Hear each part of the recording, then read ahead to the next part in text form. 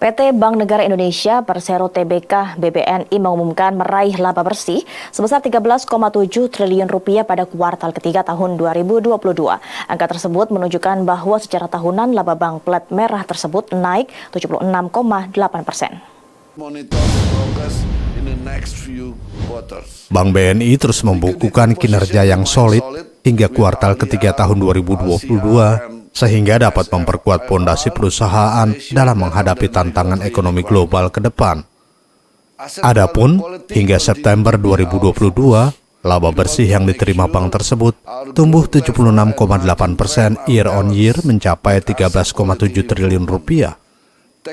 Pertumbuhan laba yang sehat ini dapat dicapai meskipun perseroan menerapkan strategi fungsi intermediasi selektif.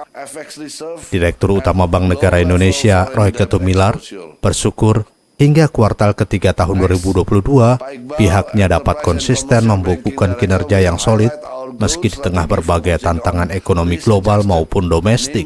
Laba BNI tumbuh sehat 76,8%. PT Bank Negara Indonesia Persero Tbk atau BNI terus membukukan kinerja yang solid hingga kuartal ketiga 2022 sehingga dapat memperkuat fondasi dalam menghadapi tantangan ekonomi global ke depan. Sementara itu, Wakil Direktur Utama BNI, Adi Sulistiowati, memaparkan kinerja pertumbuhan kredit di kuartal ketiga tahun 2022 didorong oleh kredit korporasi swasta yang mencapai 211,9 triliun rupiah atau tumbuh sebesar 20,4% year on year.